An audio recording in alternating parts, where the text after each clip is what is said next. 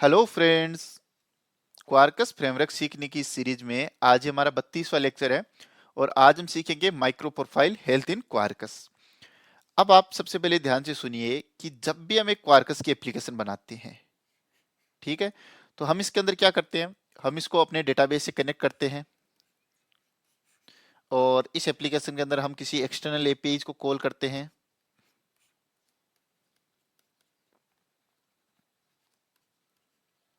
ठीक है, ये हमारा डेटाबेस है और यहाँ पे एक दूसरे सर्वर की ओर हम एपीआई को कॉल कर रहे हैं। ठीक है, तो आप समझ रहे हो कि हमारी एप्लीकेशन एक इंडिपेंडेंट एप्लीकेशन कभी नहीं होती है। हम उसको डेटाबेस से भी कनेक्ट करते हैं, हम किसी दूसरे एक्सटर्नल सर्वर की एपीआई को भी कॉल करते हैं, हम इसके अंदर कई सारे डिपेंडेंसी भी यूज में लेते हैं। तो मान लीजिए कि अगर उनमें से कोई भी एक चीज डाउन हो जाती है, जैसे कि हमारा डेटाबेस डाउन हो गया या फिर जो हमने कनेक्शन बनाया था डेटाबेस से वो प्रॉपरली एस्टेब्लिश नहीं हुआ है या फिर किसी वजह से वो डाउन हो गया है, हम जिस एक्सटर्नल एपीआई को कॉल करते थे वो सपोज कीजिए कि एपीआई डाउन हो चुकी है या फिर उन एपीआई का पाथ चेंज हो चुका है, तो उस केस में क्या होगा कि अपनी एप्लीकेशन भी ब्रोक हो जाएगी। क्यों हो जाएगी? क्योंकि हम दूसरे एप्लीकेशन पे डिपेंड कर रहे हैं या फिर हम दूसरे रिसोर्सेज पे डिपेंड कर रहे हैं। तो इस केस में क्या होता है कि हमें एरर देखने को मिलती है और फिर हम उस एरर पे जाते हैं, उसको डिबग करते हैं, फिर हमें पता चलता है कि अरे यार हमारा डेटाबेस डाउन हो चुका है या फिर हम जिस एपीआई को कॉल कर रहे थे वो एपीआई अब डाउन हो चुकी है या फिर उन एपीआई का पाथ चेंज हो चुका है। तो उस केस में क्या होता है कि हमें अपने एप्लीकेशन के अंदर जाके डीप में उसको डिबग करना पड़ता है, फिर हमको जाके पता चलता है कि ये सब गड़बड़ हुई है।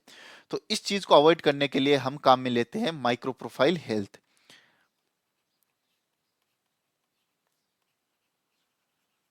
ठीक है, अब हम क्या करते हैं कि जिन जिन हम एक्सटर्नल चीजों को काम में ले रहे हैं, जिनसे अपने एप्लीकेशन की हेल्थ पे फर्क पड़ता है, हम उनको क्या करेंगे, हम उनको मॉनिटर करेंगे। अब आप पूछोगे सर मॉनिटर कैसे करेंगे, वो सारी चीजें हम जानेंगे। कि जैसे कि हमने डेटाबेस है तो हम डेटाबेस को मॉनिटर कर रहे हैं कि हमारा डेटाबेस लाइव एंड रेडी है कि नहीं है। ठीक है, हम जिस एक्सटर्नल एपीआई को कॉल कर रहे हैं वो एपीआई अप एंड रनिंग है कि नहीं है। ठीक है, अब क्या होगा, जैसे हमारा प्रोजेक्ट डाउन होता है किसी वजह से, तो हम क्या करते हैं कि सबसे पहले हम ये चेक कर लेते हैं कि जिन हम एक्सटर्नल रिसोर्सेज को काम में ले रहे हैं, कहीं उनमें से तो कुछ गड़बड़ नहीं है ना, कहीं उनमें से तो कोई चीज डाउन नहीं है ना। अगर उनमें से डाउन है तो हम तुरंत अपने क्या करते हैं कि उस एप्लीकेशन के अंदर उस पॉइंट पे जाके उसको सही कर सकते हैं। लेकिन अगर हमें पता ही ना चले कि चीजें डाउन किया है, तो उस टाइम पे हमको क्या होता है कि टाइम लग जाता है। तो अब इस चीज को हम करेंगे कैसे, क्योंकि एक बहुत इंपॉर्टेंट चीज है, जब भी आप एक क्वार्कस का प्रोजेक्ट बनाते हो तब आपको ये चीज डेफिनेटली उसके अंदर इंप्लीमेंट करनी चाहिए। जिससे क्या होता है कि ये चीज मैं बार बार रिपीट कर चुका हूं कि कल को आपके प्रोजेक्ट में कोई भी एक्सटर्नल रिसोर्स डाउन होता है तो आप तुरंत उसको आइडेंटिफाई करके उसको रिजोल्व कर सको। ठीक है, तो उसके लिए हमें क्या करना होता है कि सबसे पहले हमें एक डिपेंडेंसी ऐड करनी पड़ती है कि अपने एप्लीकेशन के अंदर जो भी हम एक्सटर्नल रिसोर्सेज को काम में ले रहे हैं उनकी हेल्थ के लिए हमें एक डिपेंडेंसी ऐड करनी पड़ती है। वो होती है स्मॉल आर आई हेल्थ। जैसे ही हम ये डिपेंडेंसी ऐड करते हैं तब ये डिपेंडेंसी हमें दो अनोटेशन देती है, at the rate liveness, at the rate readiness. ठीक है, अब लाइवनेस अनोटेशन जहां पे हम लगाते हैं तो उसके बाद में हम वो कोड लिखते हैं जिससे हमको ये पता चले कि हमारी एप्लीकेशन जिस भी एक्सटर्नल रिसोर्स को काम में ले रही है वो लाइव है। लाइव है मतलब क्या हुआ, वो अप एंड रनिंग है कि अभी आप उनको कॉल करें तो वो आपको आउटपुट दे देंगे। रेडीनेस का मतलब क्या हुआ कि हम जिन भी एक्सटर्नल एपीआई को काम में ले रहे हैं, जिन भी एक्सटर्नल डेटाबेस को काम में ले रहे हैं, वो रेडी है रिक्वेस्ट सर्व करने के लिए। ठीक है, तो आप इन दो नोटेशन को अभी थ्योरी में याद रखिए, प्रैक्टिकल जब हम करेंगे तब आपको चीजें और ज्यादा समझ में आ जाएगी। अब इसके लिए हमें करना क्या होगा, अब वो प्रोसीजर देखिए। सबसे पहले हम एक हेल्थ क्लास बनाएंगे और उस क्लास को हम इंप्लीमेंट कराएंगे हेल्थ चेक से। और जैसे ही हम इस, क्योंकि एक इंटरफेस है, तो जैसे ही हम इसको क्या करेंगे, इंप्लीमेंट करेंगे, तो हमें एक मेथड ओवरराइड करना पड़ेगा, कॉल मेथड। और इसके अंदर हम अपना सारा लॉजिक लिखेंगे कि हमारी एपीआई डाउन है या फिर अप है, उसके हिसाब से हम यहाँ पे लॉजिक लिखेंगे। और बाद में हमें यहाँ पे एक एंड पॉइंट मिल जाएगा हेल्थ।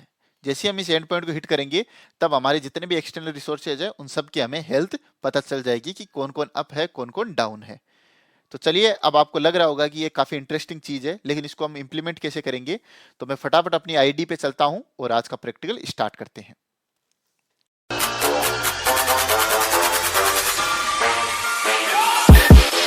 तो फ्रेंड्स, मैं अब अपनी आईडी पे आ चुका हूं और चलिए आज का प्रैक्टिकल स्टार्ट करते हैं। तो उसके लिए आप यहाँ पे देखोगे कि मैंने एक सिंपल सा क्वार्कस का प्रोजेक्ट बना रखा है। तो सबसे पहले मैं आपको इसका स्ट्रक्चर दिखा देता हूँ। तो जैसा कि हमने डिस्कस किया था कि माइक्रो प्रोफाइल हेल्थ, सबसे पहले आप इस डिपेंडेंसी को ऐड कर लीजिए। डिपेंडेंसी का नाम क्या है? क्वार्कस स्मॉल आर आई हेल्थ। और इस डिपेंडेंसी को डिपेंडेंसी आपके प्रोजेक्ट में डाउनलोड हो जाएगी। सबसे पहला काम हमें ये करना है। ये काम हो चुका है। अब चलिए हम अपने प्रोजेक्ट का स्ट्रक्चर देखते हैं, क्योंकि मैंने कुछ थोड़ा सा प्रोजेक्ट बना रखा है ऑलरेडी, जिससे हम टाइम को सेव कर सके। तो आप यहाँ पे देखोगे हमारे पास 1 2 3 4 पैकेज है। सबसे पहले हम डीटीओ के अंदर चलते हैं और यहाँ पे आप देखोगे मैंने एक पोस्ट नाम की क्लास बना रखी है, जिसके अंदर हमने 4 फील्ड बनाए हैं: आईडी, यूजर आईडी, टाइटल और बॉडी। ये 4 फील्ड हमने क्यों बनाए हैं, इसके ऊपर हम अभी डिस्कशन करेंगे। तो इसको हम क्लोज कर देते हैं। अब मैं अगर रेस्ट क्लाइंट के अंदर जाता हूँ तो आप देखिए मैंने यहाँ पे एक बना रखा है rest client, Jason place holder rest client. अब सबसे पहले अपन इसको जानते हैं कि ये मैंने क्या बनाया है। तो इसके लिए मैं अपने क्रोम पे चलता हूँ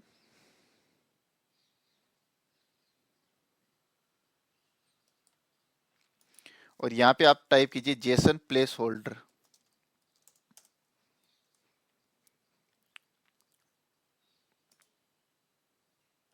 तो अगर आप थोड़ा सा नीचे जाओगे, सबसे पहले मैं इसकी जूम को सही कर लेता हूँ, तो आप यहाँ देखोगे कि ये वेबसाइट हमें कुछ डमी एपीआईज बना के देती है। जैसे कि आप अगर Jason place holder slash post को इसको कॉल करोगे तो आपको ये डेटा रिटर्न कर देगी। जैसे हमारे टीवी मैच की एपीआईज थी शुरुआत के अंदर, वैसे ही ये वाली वेबसाइट है, ये हमें कुछ एपीआईज बना के देती है। तो हम इसकी पोस्ट एपीआई को काम में लेंगे। तो आप देखोगे पोस्ट एपीआई के अंदर अपने पास कौन कौन से फील्ड रिटर्न होते हैं: user ID, ID, title, body. इसलिए मैंने अपनी पोस्ट क्लास के अंदर ये 4 फील्ड बनाए थे। अब मैंने यहाँ पे ये रेस्ट क्लाइंट बनाया है। तो ये एक इंटरफेस होता है और यहाँ पे अपन यूआरएल पास करते हैं कि आप किस प्रोजेक्ट की एपीआई को कॉल करना चाहते हो। तो ये यूआरएल हमने पास किया, इसकी हम स्लैश पोस्ट एपीआई को कॉल करेंगे। ये किस टाइप की एपीआई है? गेट टाइप की एपीआई है और प्रोड्यूस क्या करेगी? Application Jason. और हमारे पास आउटपुट में क्या आएगा? आप यहाँ पे देखोगे आपके पास लिस्ट ऑफ पोस्ट आ रही है। तो ये हमारे पास आ गई लिस्ट ऑफ पोस्ट। इन सब चीज़ों के बारे में हमने काफ़ी डीप में डिस्कशन किया हुआ है अपने पुराने वाली वीडियोस में। तो अगर आपने वो वीडियोस नहीं देखे हैं तो आप सबसे पहले उन वीडियोस को देख लीजिए, जिससे आपको ये सारी चीज़ें बहुत ज़्यादा क्लियर हो। ठीक है। अब फ्रेंड्स, मैं आपको एक चीज़ बताना चाहता हूँ कि हमेशा आज तक हमने यूआरएल को यहाँ पे लिखा था। ठीक है, इस चीज को आप ध्यान से देखिए कि जैसे ही हम किसी एक्सटर्नल एपीआई को कॉल करते थे, हमने यूआरएल यहाँ पे लिखा था, लेकिन हमें कभी भी यूआरएल यहाँ पे नहीं लिखना चाहिए। अब क्यों नहीं लिखना चाहिए? क्योंकि मान लीजिए कल को इस वेबसाइट का यूआरएल चेंज हो गया, अब आपकी ये जेसन प्लेस होल्डर 1 बन गई है। तो उस केस में क्या होगा कि आपको यहाँ पे यूआरएल चेंज करना पड़ेगा और फिर दोबारा से आपको अपने प्रोजेक्ट को कंपाइल करके दोबारा से डिप्लॉय करना पड़ेगा। जबकि किसी एक्सटर्नल रिसोर्स के पाथ को चेंज होने पे हम अपने प्रोजेक्ट को कंपाइल क्यों करें? तो ये चीज मैं आपको इसके पिछले वाली वीडियो में बताना भूल गया था। तो आपको क्या करना होता है कि सबसे पहले आपको ये यूआरएल यहाँ से हटाना होता है और ये हटा के कहाँ पे रखना होता है, इसके ऊपर हम अभी चर्चा करेंगे। तो चलिए एक बार हम अपने मेन कॉन्सेप्ट को जान लेते हैं। और अगर आप इस वीडियो के लास्ट तक बने रहेंगे तब आपको आज बहुत ज्यादा इंपॉर्टेंट कॉन्सेप्ट समझ में आएगा कि इस यूआरएल को अगर हम एप्लीकेशन डॉट प्रॉपर्टीज फाइल में रखते हैं तो हमें क्या चेंजेस करने पड़ते हैं। तो चलिए सबसे पहले अपन आज का प्रैक्टिकल स्टार्ट करते हैं।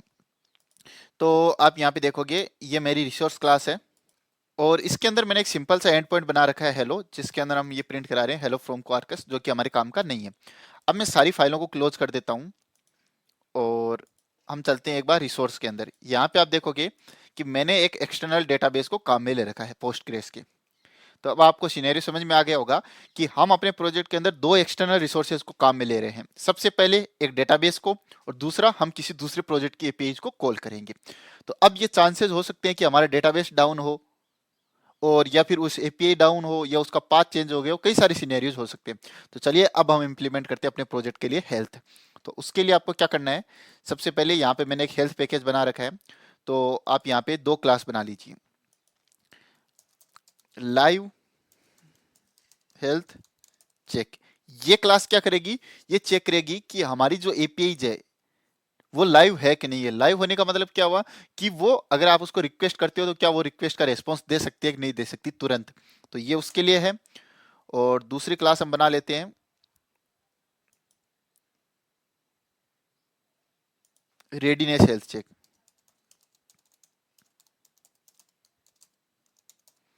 ये क्लास हमें बताएगी कि आपने जो रिसोर्सेज काम में ले रखे हैं वो रेडी है कि नहीं है, या अभी उनके अंदर इनिशियलाइजेशन की प्रोसेस चल रही है, या फिर वो रेडी है सर्विस को सर्व करने के लिए।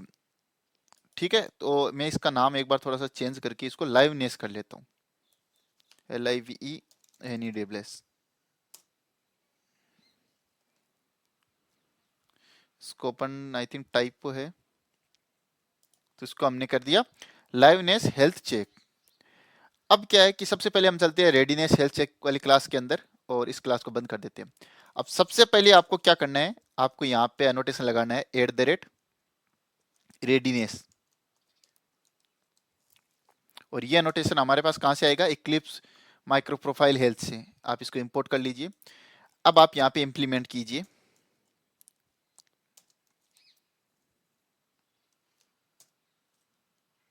हेल्थ चेक को। अब जैसे ही आप हेल्थ चेक इंटरफेस को इंप्लीमेंट करोगे आपके पास एक एरर आएगी, आप इस मेथड को इंप्लीमेंट कर लीजिए। कौन सा मेथड, कॉल मेथड। ठीक है, अब आपको यहाँ पे अपने जो प्रोजेक्ट के अंदर आप जितने भी रिसोर्सेज को काम में ले रहे हो उसकी रेडीनेस को चेक करना है कि वो रेडी है कि नहीं है। तो हम यहाँ पे अपन चेक करते हैं कि हमारा जो डेटाबेस है वो रेडी है कि नहीं है। और जो एपीआई है, हमने जो एक्सटर्नल एपीआई को काम में लिया है उसको हम लाइवनेस में चेक करेंगे कि वो लाइव है कि नहीं है। तो चलिए हम डेटाबेस को कैसे चेक करेंगे। अब आपको यहाँ पे ध्यान से देखना है कि हमें क्या करना है। सबसे पहले आप इंजेक्ट कर लीजिए डेटा सोर्स को। अभी मैं बताऊंगा कि हम क्यों कर रहे हैं inject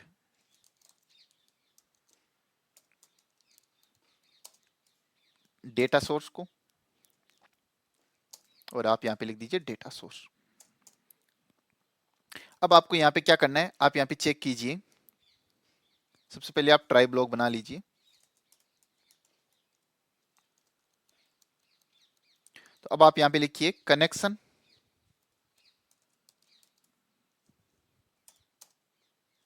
connection is equal to data source dot get connection. अब आप देखोगे आपको एक एरर मिल रही है। तो एरर इसलिए मिल रही है कि हमको इसको ट्राई केस के अंदर रखना पड़ेगा। ठीक है, अब आपको क्या चेक करना है, if connection dot is valid, और यहाँ पे आपको 1 पास कर देना है।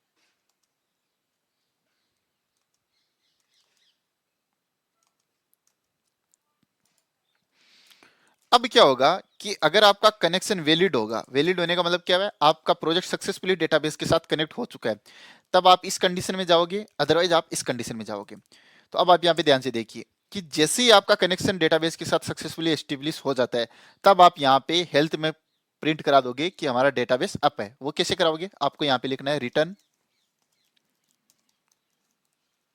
Health check response dot named. यहाँ पे आप कुछ भी रख सकते हो, जैसे कि database DATAB database readiness health, या आप कुछ भी नाम यहाँ पे रख सकते हो। उसके बाद में आपको लिखना है, चलिए मैं इसको थोड़ा सा फॉर्मेट कर लेता हूँ, डॉट अप डॉट बिल्ड। ठीक है, अगर ये इनवैलिड रिटर्न हो जाता है, इज वैलिड 0 आ जाता है, तो इस केस में हमारा क्या है कि डेटाबेस के साथ कुछ ना कुछ गड़बड़ है। तो आप यहाँ पे करा दीजिए डाउन। सिमिलरली अगर आपके पास कोई एक्सेप्शन आ जाती है, तब भी हमारा डेटाबेस डाउन होगा, और आप इस चीज को हटा दीजिए। इतना आपको समझ में आ गया। अब अगर हम अपने प्रोजेक्ट को रन करेंगे तो आप देखोगे कि हमारे हेल्थ के अंदर क्या आएगा, database readiness health and it is up. वो डिपेंड करेगा कि हमारा ये जो कनेक्शन है ये सक्सेसफुली एस्टेब्लिश हुआ है कि नहीं हुआ। ठीक है, अब हम चलते हैं अपने लाइवनेस वाली क्लास के अंदर, और यहाँ पे भी आपको क्या करना है, सेम काम करना है। सबसे पहले आपको लिखना है @liveness, और सेम यहाँ पे इंप्लीमेंट कर लीजिए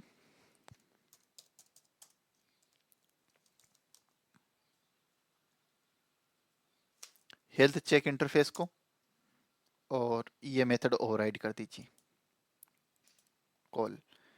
अब आपको क्या करना है, आपको यहाँ पे अपनी जो एक्सटर्नल एपीआईज है जिनको हम कॉल करेंगे उसको इंजेक्ट कर लेना है। तो उसको इंजेक्ट करने के लिए आपको यहाँ पे क्या लिखना पड़ेगा, rest client Jason place holder rest client, यहाँ पे आप लिख दीजिए रेस्ट क्लाइंट। और अब आपको सिंपल यहाँ पे यही करना है, rest client dot get all post method. अब अगर इसका रिस्पॉन्स सक्सेसफुली आ जाएगा तब तो हमारे पास ये कोड चल जाएगा। आप यहाँ पे लिख दीजिए health check response dot named dot sorry, आपको यहाँ पे लिखना है अप डॉट बिल्ड, और यहाँ पे आप लिख दीजिए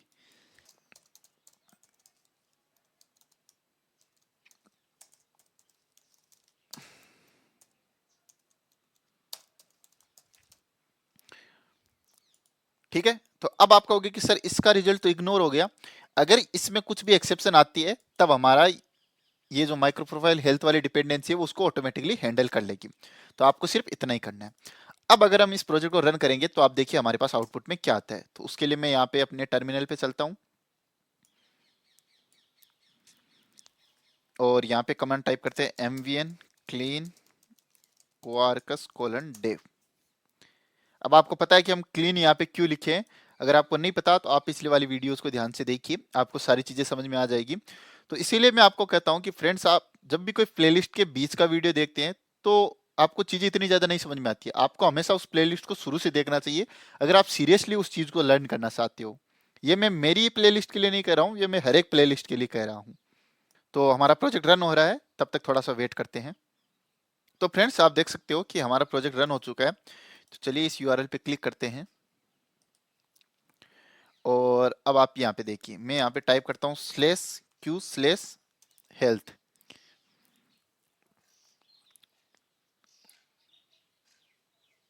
और यहाँ पे आप देखिए कितने गजब तरीके से आपका स्टेटस आया कि जेसन प्लेस होल्डर एपीआई की हेल्थ है वो अप है, यानी कि ये एपीआई सही है। आपकी डेटाबेस की हेल्थ ये अप है और ये आपकी डेटाबेस रेडीनेस हेल्थ है ये भी अप है। तो आपको पता है कि हमने ये दो तो हमने लिखा था, लेकिन ये क्वार्कस ने इंटरनली डेटाबेस की हेल्थ को चेक कर लिया है। अब आप कहोगे कि सर अगर डाउन होगी तो हमारे पास क्या दिखेगा, चलिए वो भी हम देखते हैं। तो मैं यहाँ पे सबसे पहले अपने डेटाबेस को डाउन कर देता हूँ। डेटाबेस को डाउन करने के लिए मैं यहाँ पे लिख देता हूँ डी, ठीक है। अब मैं अगर इसको रिफ्रेश करता हूँ तो हमारे पास क्या आना चाहिए कि डेटाबेस इज डाउन। अभी देखते हैं। तो आप यहाँ पे देखिए अपने पास ये हमने लिखा था डेटाबेस रेडीनेस हेल्थ क्या है, डाउन है। तो अब आपको पता चल गया कि आपका डेटाबेस डाउन है, तो आप डायरेक्टली इस चीज को डिबग कर सकते हो। दूसरी चीज अगर मैं आपको दिखाऊं तो हमारी जो ये एपीआई है इसका पाथ क्या था, अगर मैं रेस्ट क्लाइंट के अंदर जाऊं, चलिए इस पाथ को भी हम करप्टेड कर देते हैं। तो अब क्या होगा कि हमारी जेसन प्लेस होल्डर वाली एपीआई भी डाउन हो जाएगी। तो चलिए इस केस में देखते हैं हमारे पास क्या आउटपुट आता है।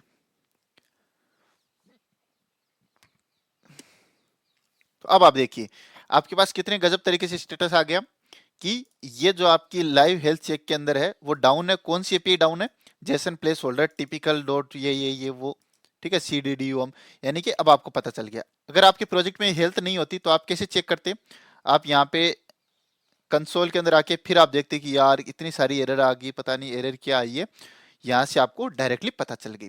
अब अगर आप यहाँ पे टाइप करते हो लाइव, तब आपको वो हेल्थ दिखेगी जो आपने लाइव वाले एनोटेशन के अंदर लिखी है।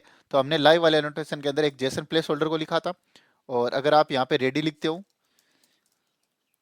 तो आपको रेडी वाली अनोटेशन वाली सारी की सारी इंफॉर्मेशन दिखेगी। और अगर आप यहाँ पे लिखते हो health-ui, तो आप देखिए ये मैं इसको थोड़ा सा सही कर लेता हूँ। आप यहाँ पे देखिए कि हमारी ये एपीआई भी डाउन है, यहाँ पे रेड कलर में आ गया। डेटाबेस भी डाउन है और डेटाबेस रेडीनेस हेल्थ है ये भी अपने पास रेड है। अब मैं चलिए इन तीनों को अप कर देता हूँ। तो यहाँ से मैं इन सारी चीज़ों को मिटा देता हूँ, यहाँ पे इसको भी सही कर देता हूँ। अब मैं अगर इसको रिफ्रेश करता हूँ, आप देखिए यहाँ पे ओवरऑल स्टेटस भी आ गया आपका प्रोजेक्ट का कि डे डाउन है। और यहाँ पे देखिए अब आपकी तीनों चीजें क्या आ गई, अप आ गई। अगर आपको यहाँ पे नीचे कुछ नहीं दिख रहा है, ये देखिए जब हमने अप किया तो ये सिंपल ग्रीन आया, लेकिन इसकी तरह अप नहीं दिखा। ये अप कहाँ से आ रहा है, ये क्वार्कस ने बाय डिफॉल्ट यहाँ पे डेटाबेस की हेल्थ को चेक किया है। हमने एक तो ये हेल्थ चेक किए, एक ये। अगर आप यहाँ पे कुछ डिस्क्रिप्शन वगैरह भी लिखना चाहते हो तो वो भी आप लिख सकते हो। और यहाँ पे आप देखिए हमारे प्रोजेक्ट की ओवरऑल हेल्थ क्या है, अप है। तो फ्रेंड्स अब मैं समझता हूँ कि आपको ये हेल्थ वाली चीजें समझ में आ गई होगी कि हम अपने प्रोजेक्ट की एपीआईज की हेल्थ किस तरीके से टेस्ट कर सकते हैं। तो आप डेफिनेटली अपने प्रोजेक्ट के अंदर इसको इंप्लीमेंट कीजिए। अभी आपको भले ही इसका इंपॉर्टेंस नहीं समझ में आ रहा होगा, लेकिन जब आप अपने प्रोजेक्ट के अंदर इसको इंप्लीमेंट करोगे और किसी टाइम पे आपका प्रोजेक्ट डाउन होगा, तो उस टाइम पे आप क्या करोगे, डायरेक्ट कोड के अंदर नहीं जाओगे, क्योंकि आपको पता है कि कोड तो कभी चेंज होगा ही नहीं। हो सकता है कि हमारा एक्सटर्नल रिसोर्सेज डाउन हो, तो आप तुरंत यहाँ पे आके अपनी हेल्थ चेक कर सकते हो। अपनी हेल्थ क्या, अपनी एपीआईज की, अपने प्रोजेक्ट की हेल्थ। दूसरी चीज, आप इस पाथ को भी चेंज कर सकते हो। इस पाथ को कैसे चेंज करना है, उसके लिए आपको अपनी प्रॉपर्टीज फाइल में कॉन्फ़िगरेशन करनी होती है। तो उसका लिंक मैं आपको डिस्क्रिप्शन बॉक्स में दे दूंगा, तो आप वहां से जाके ये चीज भी देख सकते हो। तो अभी मैं उम्मीद करता हूं कि आपको समझ में आ गया होगा कि आप अपने प्रोजेक्ट के अंदर माइक्रो प्रोफाइल हेल्थ को किस तरीके से इनेबल कर सकते हो और किस तरीके से आप चेक कर सकते हो कि हमारे प्रोजेक्ट के अंदर जो भी हम एक्सटर्नल रिसोर्सेज को काम में ले रहे हैं वो अप है या डाउन है। अगर आपको इससे रिलेटेड कुछ और चीजें जाननी है या आपके मन में कोई सवाल है तो आप डेफिनेटली कमेंट बॉक्स में लिखिए। तो अभी के लिए बाय बाय, टेक केयर। ये कोड आपको गिटहब पे होस्ट मिल जाएगा, तो आप वहां से जाके डाउनलोड कर सकते हो। तो चलिए बाय बाय, टेक केयर। इस वीडियो को लाइक कीजिए, इस चैनल को सब्सक्राइब कीजिए और कमेंट जरूर कीजिए।